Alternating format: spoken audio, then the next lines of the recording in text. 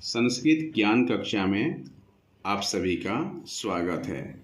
आज हम संस्कृत व्याकरण के मुख्य टॉपिक संधि के विषय में चर्चा करेंगे।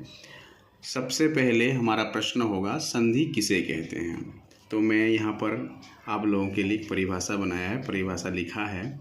दो या दो से अधिक वर्णों के मेल से जो विकार उत्पन्न होता है उसे हम संधि कहते हैं। अर्थात विकार का मतलब परिवर्तन जो दिखाई देता है आपको, उसी को ही हम संधि कहते हैं। संधि का मतलब ही जोड़ना है, दो वर्णों को जोड़ना, ठीक है। जोड़कर जो आपको अलग चीज़ कोई दिखाई देता है, अलग शब्द बनता है, उसे हम संधि कहते हैं। जैसे मान लो मैं आपको उदाहरण दे रहा हूँ, ये विद्यालय, ठीक है।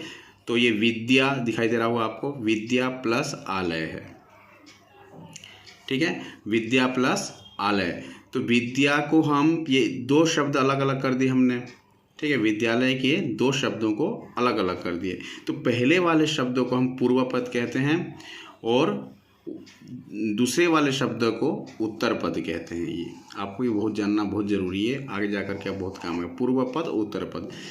तो पूर्व पद के आखिरी वाला वर्ण, ये विद्या के पूर्व पद, ये विद्या हुआ पूर्व पद, तो इसके आखिरी वाला वर्ण आ है। और उत्तर पद के पूर्व वर्ण, पहला वर्ण, इसके में आ है। इन दोनों आ को जब हम प्लस करेंगे एक ही आ बनता है, ठीक है। इसका नियम है, ये दीर्घ संधि का उदाहरण है वैसे, इसके इसी का भेद का। तो ये आ बना तो ये दोनों मिलकर के विद्यालय बना, ठीक है। तो उत्तर पद पूर्व पद, ये वर्णों को ही वर्णों में ही परिवर्तन आया, शब्दों में नहीं, वर्णों में परिवर्तन आया। क्योंकि वर्ण को इसमें साफ सा कहा है, दो या दो से अधिक वर्णों के मेल से जो विकार उत्पन्न होता है उसे हम संधि कहते हैं। तो देखो वर्णों में ही यह परिवर्तन आया है, तो ये विद्यालय बना। ये दोनों आ का एक ही आ, ठीक है। आपको समझ में आया होगा संधि किसे कहते हैं। संधि किसी वर्णों के मेल को ही, मेल में जो परिवर्तन होता है उसे ही हम संधि कहते हैं। तो आगे आप देखिए, संधि के तीन भेद होते हैं। संधि मतलब जोड़, ठीक है। किसी भी चीज़ के जोड़ को ही संधि कहते हैं, किसी वर्णों के जोड़ को ही हम संधि कहते हैं। तो संधि तीन प्रकार के होते हैं, एक स्वर संधि, एक व्यंजन संधि और एक विसर्ग संधि। स्वर संधि किसे कहते हैं, जो स्वरों में परिवर्तन आता है, स्वर वोवेल्स जो कहते हैं, अ आ ई ई उ ए, जो स्वर हैं, इनमें जो परिवर्तन होता है, इनमें जो विकार उत्पन्न होता है, ठीक, बदलाव आता है, उसे हम स्वर संधि कहते हैं। और व्यंजन संधि किसे कहते हैं, जो व्यंजनों में बदलाव आए। और विसर्ग संधि किसे कहते हैं, जो विसर्गों में, विसर्ग इसको कहते हैं, आपको पता है ना, दो डॉट को लगाते हैं पीछे, ह का जो प्रोनाउंसिएशन होता है वो विसर्ग कहते हैं। व्यंजन जो क ख ग घ आदि हैं, ये क ख ग, ये व्यंजन स्वर। तो आ ई आदि ये स्वर होते हैं। ये स्वरों में जो परिवर्तन लाता है उसे हम स्वर संधि कहते हैं। जो व्यंजनों में परिवर्तन लाता है उसे हम व्यंजन संधि कहते हैं। जो विसर्ग में परिवर्तन लाता है उसे हम विसर्ग संधि कहते हैं। अब हम ये तीन प्रकार के भेद हो गए, संधि के तीन प्रकार के भेद हो गए। तो आगे स्वर संधि के भी कुछ भेद होते हैं, व्यंजन के भी कुछ भेद होते हैं और विसर्ग के भी कुछ भेद होते हैं। स्वर संधि के भेद आगे देखते हैं हम। पहला भेद होता है इसका दीर्घ संधि, ये स्वर का ही भेद है। दूसरा भेद होता है इसका गुण, तीसरा वृद्धि,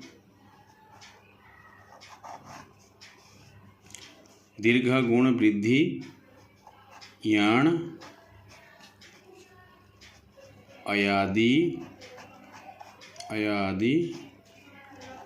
पूर्व रूप और एक पर रूप।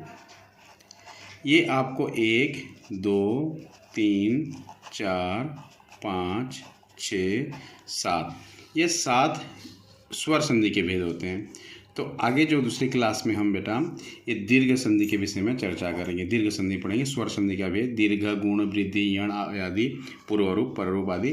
आपको एक एक संधि अच्छी तरीके से समझा दूंगा। वीडियो के माध्यम से, और उसके बाद व्यंजन, फिर विसर्ग। पहले आप ये संधि के विषय में अच्छी तरीके से समझ लिए। संधि किसे कहते हैं? जब तक आप ये संधि को नहीं समझ पाएंगे तब आगे नहीं बढ़ पाएंगे। आगे इस संधि को आप समझ में नहीं पाएंगे, स्वर संधि नहीं समझ पाएंगे, व्यंजन नहीं समझ पाएंगे, विसर्ग भी समझ नहीं पाएंगे। तो एक तो आप संधि को सीखने से पहले भी एक ये वर्ण विच्छेद सीख लीजिए। एक मैं आपको ये बताता हूँ, वर्ण विच्छेद। आप पहले ये छठी कक्षा में भी, प्रथम कक्षा में भी सीख लेते हैं। जैसे कि मान लीजिए कक्षा है,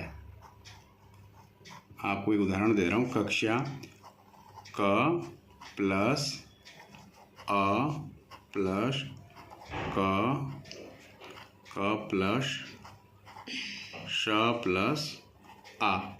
ये कक्षा को हम अलग अलग किए।